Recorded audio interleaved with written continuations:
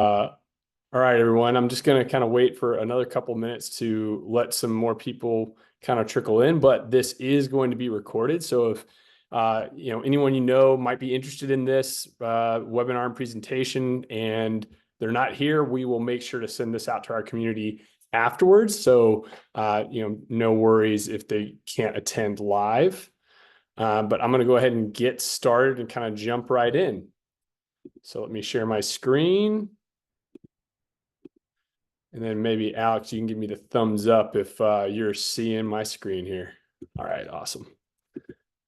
Sweet. Okay, so welcome to the State of Power. So this is a really exciting project that we've been working on at Proteus for a really long time at this point, where we've been taking all of this massive amount of data and coming up with some findings on some new norms around what it means as power and acceleration relate to aging and a number of normative factors.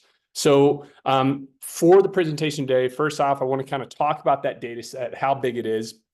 Second, I want to get into power and aging. I specifically want to talk about the loss of power with aging, which is an exciting topic right now.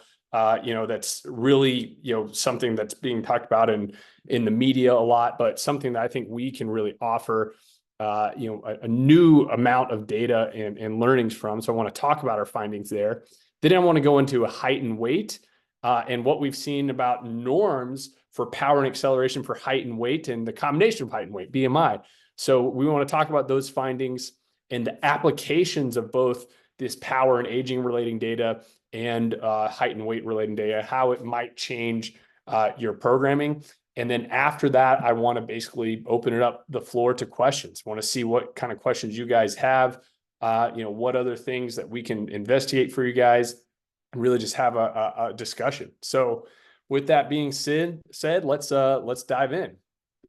So first off, what have we been up to? What is this project really about? Well, as you guys know, we have the world's largest database on power, and especially for multiplanar movements. And we've been amassing this over the last few years. And this is really a brand new normative data set, right? This data has not existed until Proteus.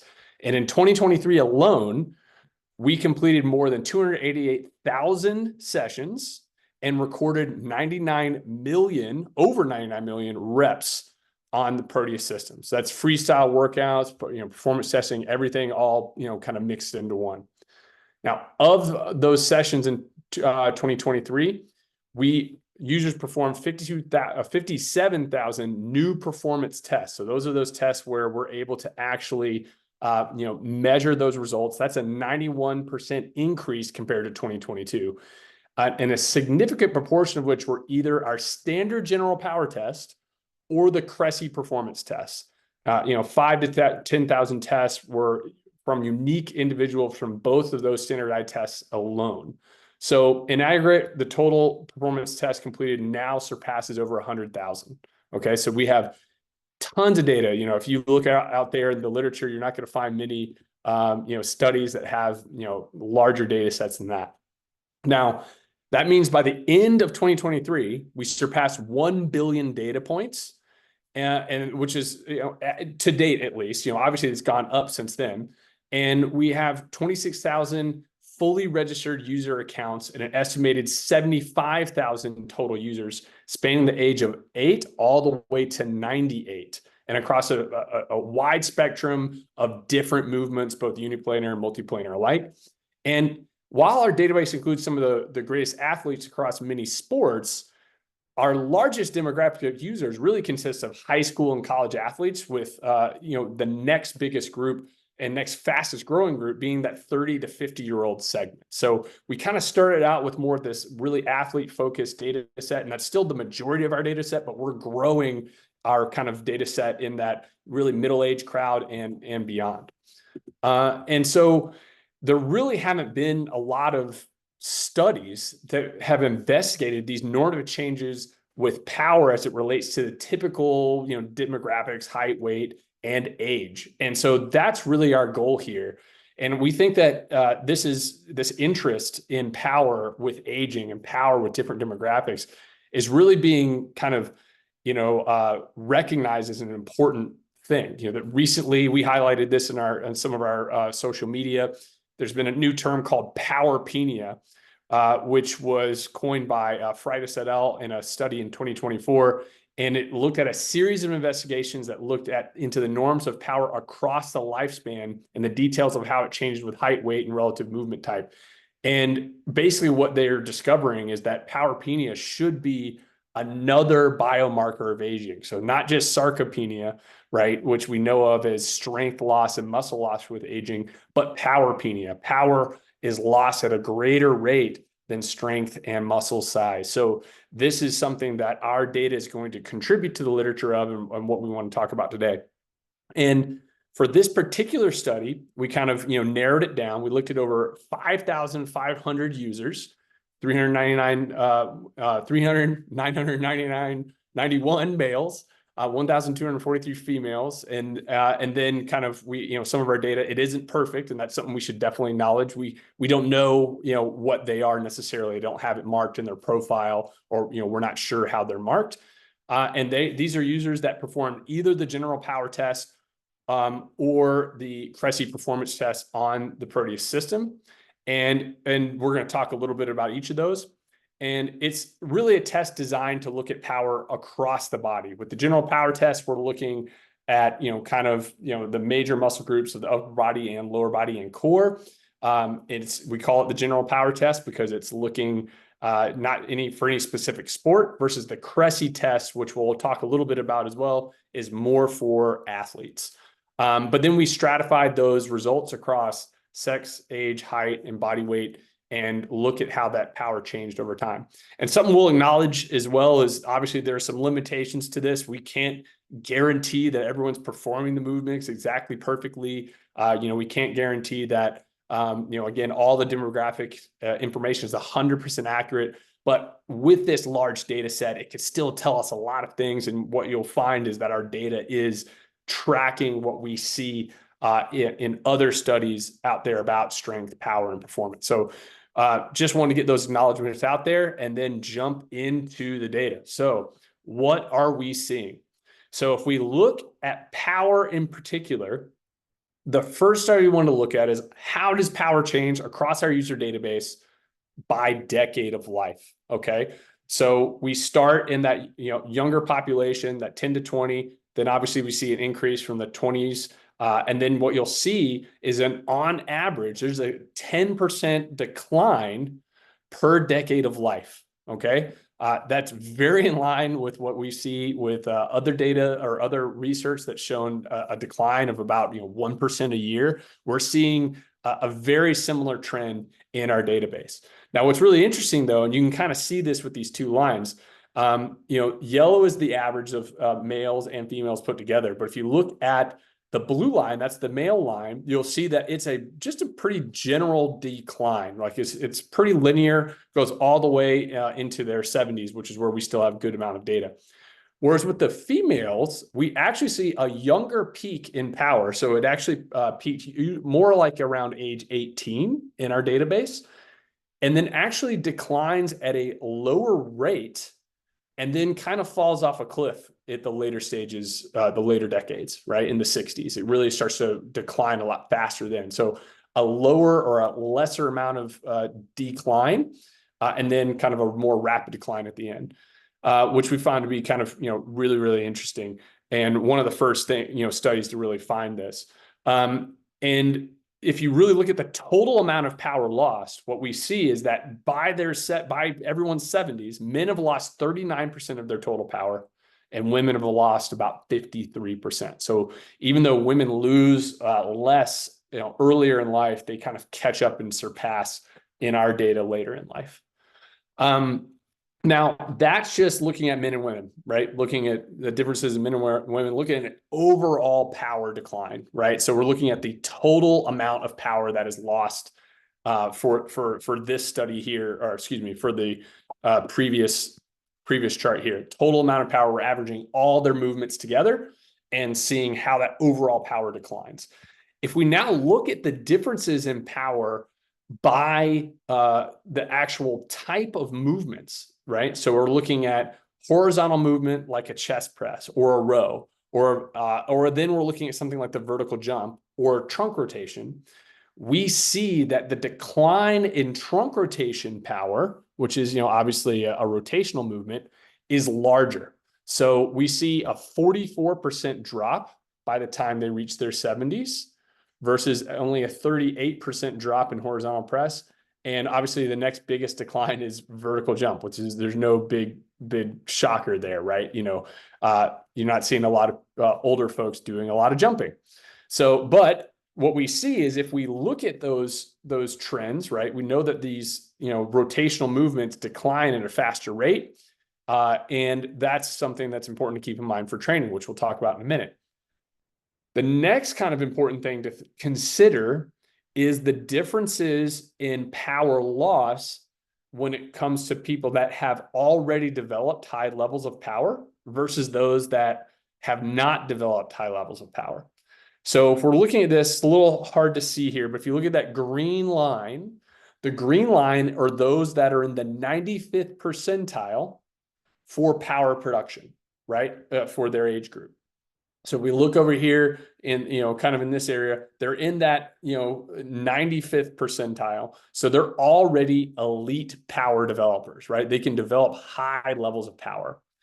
But what we see is over the age span, they actually see when we're looking at particularly a power to weight ratio. So that was a way for us to kind of try to normalize different body weights here. We see that there's a steady decline in that power to weight ratio over time.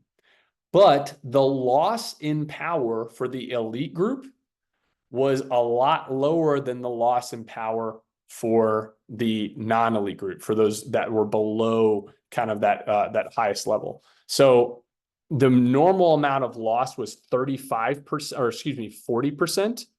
Whereas with the elite group, it was around 35%. So just showing that if you develop high levels of power, you can maintain higher levels of power for a longer period of time, right? And that kind of goes back to, if you don't use it, you lose it. If you develop it early, just like with strength, just like with bone density, you can maintain that power for a longer period of time.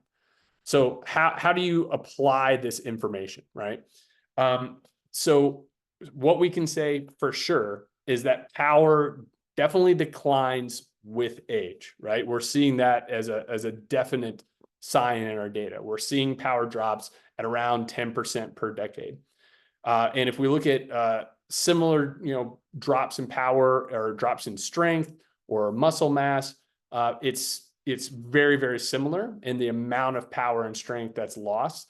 And it's safe to say that training and maintaining peak power as we age is critical for overall well-being as we age. As we know, developing power and maintaining power when we age, that is what prevents you from getting injured. It might even be more important than your overall force production or strength production, because it's not just about how much force you can produce, it's how quickly you can produce that force, right? That's what power is. It's force times velocity, and the ability to react to that object that's falling that you go to catch, or you trip and getting your leg out in front of you. That's a power activity, not a strength activity. And that's what's going to hopefully prevent you from falling, prevent you from injuring yourself. Something else this data says is that women should, definitely maintain their training. Our data shows that we're seeing a bigger drop in power for women than men in the later stages of life. So women need to maintain training power, training strength for, well into their 60s if they want to, prevent this type of power loss. The other thing we're seeing is that rotational movements should be included in programming, right? We see that drop at a faster rate. If we want to maintain movement in multiplanar, in all your joints in a multiplanar manner, you need to train it, right? If you don't train it, you lose it, right? So we need to make sure we're incorporating rotational movements into training, particularly as people age, because they're just not getting that exposure like they would normally get at younger ages. And we want to train power early and often. So just like we said with all these things, if you train that power early and you build up power at a younger age, you're going to be able to maintain it for a longer period of time. So with that said, I want to now get to kind of some of the differences in height and weight as an indicator of performance. So if we're looking at height and weight, how does power and acceleration, how does that change over, over the course of, different types of body types, right? So if we're looking at power and acceleration, what's the difference? How do we see what these norms are? And generally speaking, what we're seeing is that overall, if we look at that overall power, right? Again, if we're looking at the general power test, the amount of power that if you average all the movements in the test together, and we then look at that for all of our athletes by height, how does that power track? And what we see is as athletes get taller, there's generally more power that is available to develop, right?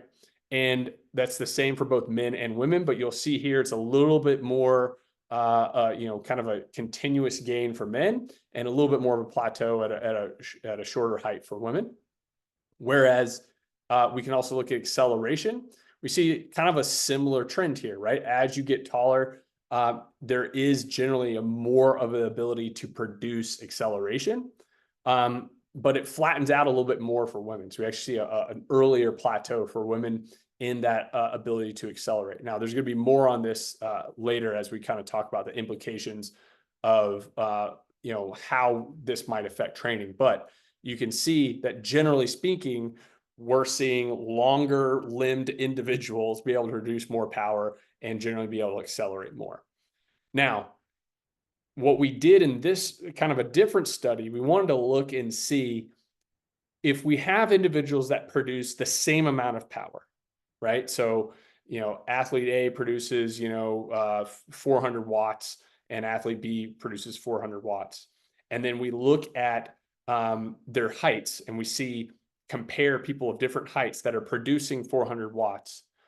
What do we see there? Do the shorter athletes have to produce, say, more acceleration to generate the same amount of power? And that's exactly what we see. So we see that when you look at this data here, so this top line here, this is our, looking at trunk rotation in particular, what you can see is at that 5'6" to 5'10" range, those that are producing 500 to 550 watts, they have to accelerate on this kind of y-axis here. They have to accelerate at a much higher level to achieve the same amount of power as these taller individuals do. They have to produce way more acceleration to get to that same amount of power. And that makes sense. If you think about it, these taller athletes have longer limbs, so they have a longer period of time to generate a higher velocity and get to a higher peak power level. So that means for those shorter athletes to reduce the same amount of power, they have to accelerate and get to that peak velocity sooner in their range of motion because they just don't have as much time. They don't have as much range of motion to get to that peak power. So we see that in particular for these higher level power producers, that relationship doesn't necessarily hold true at the lower levels, but that's probably due to the fact that these athletes weren't necessarily going at full effort. So, but if we're looking at those really, really high levels of power, we see that. And kind of that brings us to kind of, we talked about height. Let's talk about weight in isolation. So we're talking about height in isolation. Let's talk about weight in isolation. If we're looking at weight and we stratify that, again, looking at that overall power number, averaging all those power numbers for the general power test, and we look at power versus weight, what do we see? And what we see for both men and women, that generally speaking, power increases with body weight until we reach kind of a tipping point where we start to see a decline in power. And with our database, this kind of makes sense, right? We're probably seeing, generally speaking, bigger athletes coming in here. But as people get kind of into the kind of heavier ranges, we're probably seeing a drop in power due to the fact that they might not have as much muscle mass. It might be more, non-lean mass that they have, which is why they're heavier. So there might be a little less athletic than those that are kind of in this more kind of, generally speaking for men, we're seeing the peak happen between 190 to 220 pounds. 220 to 250. For women, we see the peak happen also around at 190 pounds. So we're probably seeing fewer athletes being tested in this general power test as the weight gets higher, generally speaking.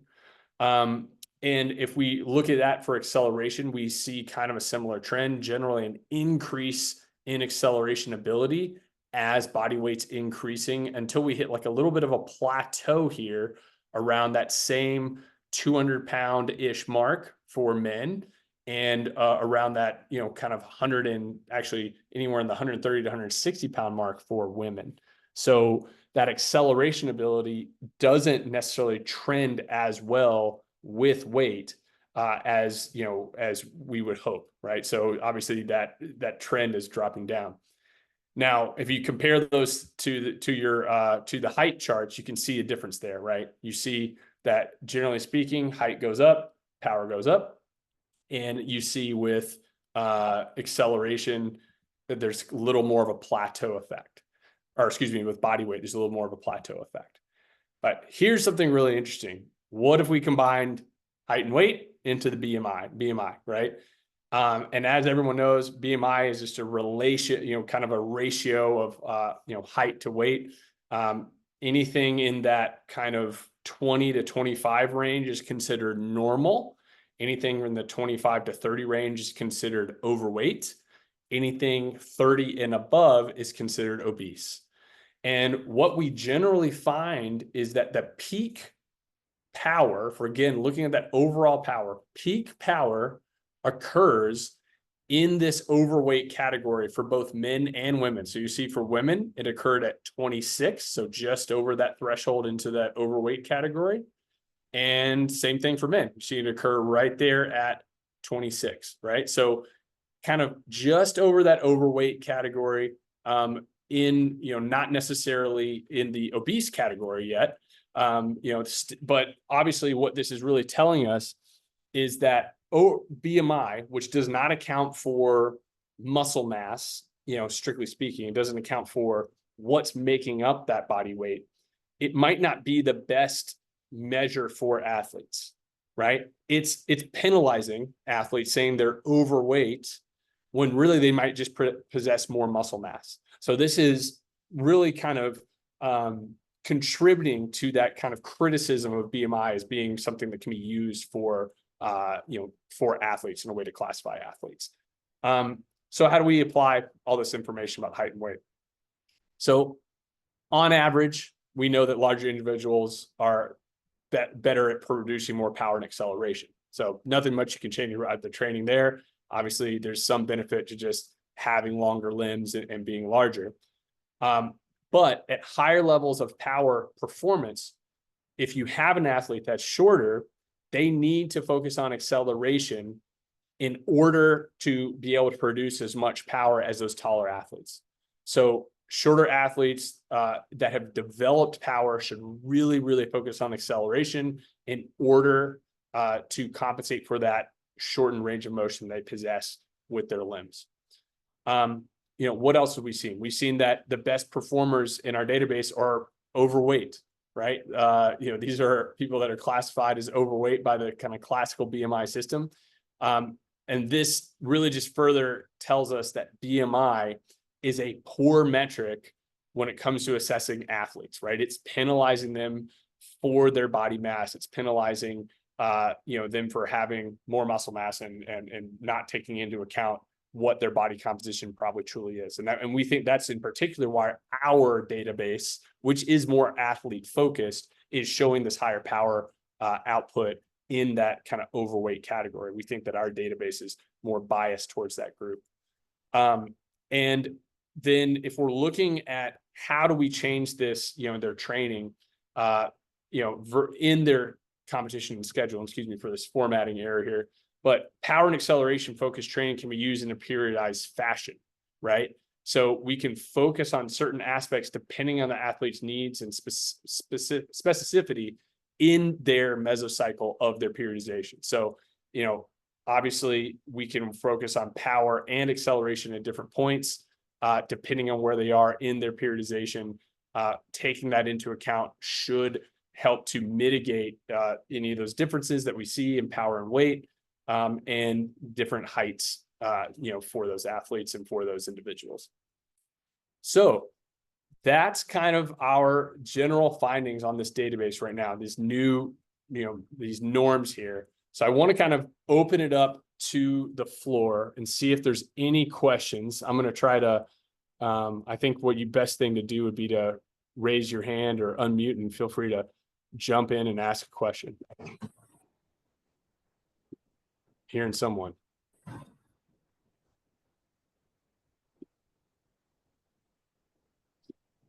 So yeah, let's see.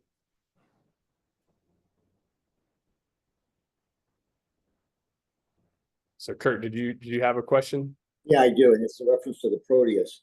So in the upper right-hand corner of mid-screen, it talks about sample size. Mm-hmm. And so mine was 8 records. So that 8 record sample size, is that from me or overall athletes that we have in my age range? What does that stand for?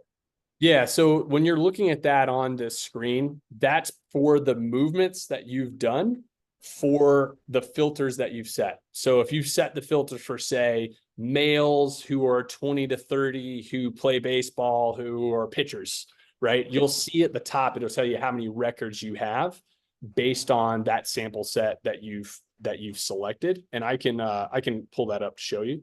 But that's where, if you're looking at our database, you want to kind of see what that spectrum is. That's almost a way to check how much data are you comparing your data to, right? On the movements that you just did, to those specific filters that you've set, if that makes sense. So when we look at the data that we did for this, it's a little different, right? We're looking at the entire spectrum of users at all ages, in our data set. So we're just looking at all males or all females. So you're going to see a much higher data sample than, say, if you were to set it to very, very specific markers. Does that make sense? Kind of. Well, I understand that the large data set is the entire cohort, right? I get that. But back to the machine. So if it said 8 records, that means I'm producing 8 records for the cohort. No, so I'll just pull up on my screen. Let's make sure we're talking about the same thing there. So what I am referring to is this right here, right? Exactly, right. So do you see how I have this set for males 25 to 30? Got it, yes. So if I create a very, very small cohort, right? So let's just go in here, and I'm going to change this to something like that. And I'm going to say, golf, and they're all really tall, right? Like you see what I mean? So I'm going to really set it to like a much smaller cohort. You'll see that I have, in this case, 0 to 9 records. So that means some of the movements only have no records, right? For what I just am comparing it to, and some have very small records. So you can go into each movement and you can see what the sample size is for each movement at each resistance across these different movement categories, or excuse me, across these cohorts. So you'll see if I just eliminate golf, for instance, right, that's going to grow, or I go to 55 to 60, right? That number jumped up, right? Because now I'm comparing it to a much larger data set than when I'm filtering by those individual things. Got it. Thank you. No problem. So what else we got? I'm seeing a few other people jump in. I want to see if there's any other questions.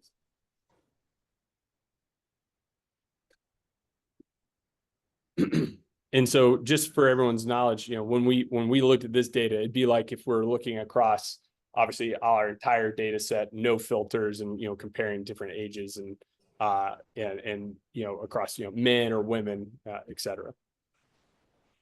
So what's cool is you can, Kurt, in a way, perform your own little comparison of that data set, right? So you can select, say, an age range that you're interested in and see how your athlete compares to just that age range. So if you look at those charts that we produced, and you want to look at, say, someone who's just in their 50s or just in their 60s or just in their 40s, whatever you want to do, you can see how do they rank within that cohort, right? And essentially anyone who's below the 50th percentile is kind of below these norms that we are showing here today, right?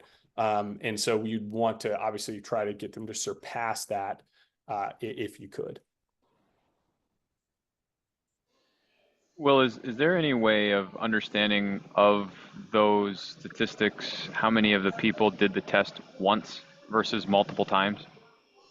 Yeah, that's something we can definitely, produce. In this case, we weren't looking at any like repeat testers. We were looking at just kind of the entire database as a whole and seeing how many people, perform these, but we were looking at individual test results, if that makes sense. So we weren't looking at, say, um, you know, someone who did it 5 times and averaging their fifth one, right? Right. We were looking at just one result for that individual.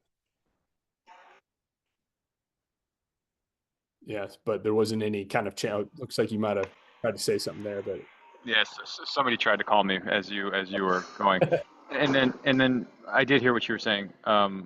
Is it is there any expectation that intent or environment might change some of those scores?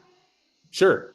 Yeah, yeah, I definitely think so. And that's kind of again, so some of those caveats we said at the beginning, we can't control every scenario for our clients, obviously, where this isn't like a lab controlled environment where we can say we know for without a doubt that every single person performed at 100% effort, right? So we kind of have to go under some of those assumptive limitations.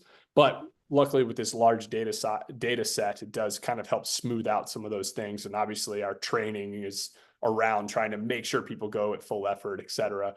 But I think there's definitely something to be said that as this data grows, and if we can, or if we do a study where we really are limiting it to a very controlled environment and can control for that type of factor, it'd be interesting to see how that data may or may not change depending on that, because certainly you need someone who's going to be really going at max effort to make these 100% accurate and know that they're 100% accurate. But we still think obviously this general trend is makes sense compared to other literature as well.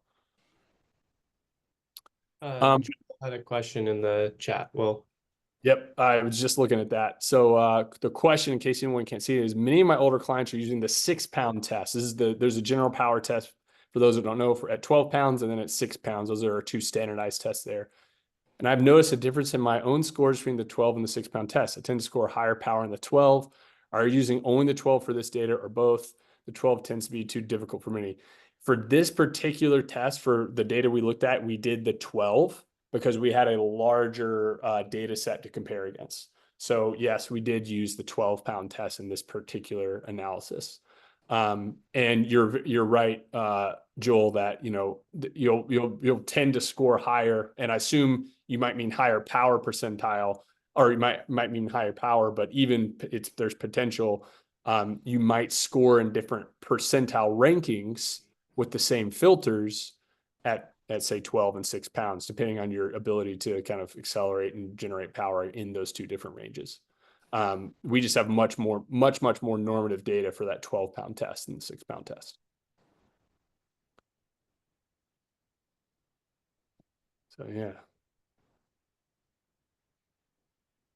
What else? Anyone else have any other questions? And obviously feel free to submit them to us later. We'll be happy to answer them. Well, any specific studies planned to connect power to, let's call it biometrics or health data? Oh man, great question. Right now, at least, we're only looking at the information they put in the system. So height, weight, all these things.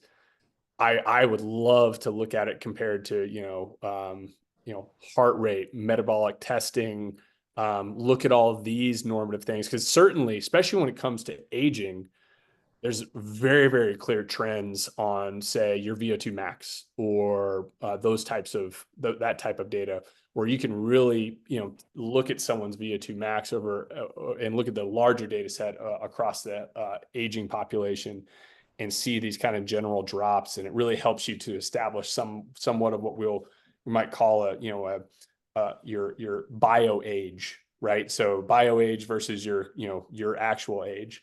And that's actually something we're working on, not to kind of get the cart too far ahead of the horse, but we're working on a similar metric behind the scenes right now, where we're going to be introducing a kind of your power age, so to speak. But we would love to see how those things trend against these other metrics. And honestly, we just need to get that data and match those things up. And right now we're not doing that in any organized way. We can take this offline, but that's something that we should work on together. Awesome, man. And I'm seeing someone say, looking at something, say DEXA scans and body fat percentage with a power Proteus score. Yes. Would love to see that type of stuff. Thank you, Joel. That's exactly the type of thing we'd love to look at. You guys can reach out to me directly with that, those types of interests. I would love to kind of discuss how we can organize that.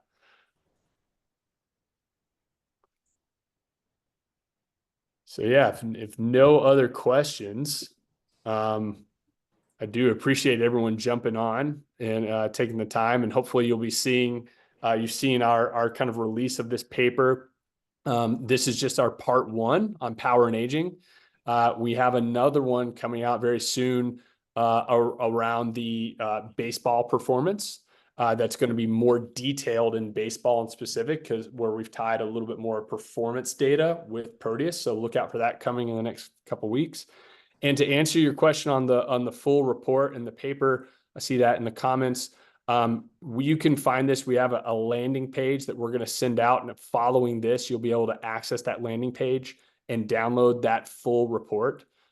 We also have done a post on it on Instagram, where you can all you have to do is put in your respond power and to that post, and we will send you a link to download that report. But that's where we're having people access it for now, and we will kind of continue to kind of promote that over the next few weeks. All right. Oh, it looks like Sam dropped in the comments. So if anyone wants to grab that real quick, there it is. Thanks, Sam.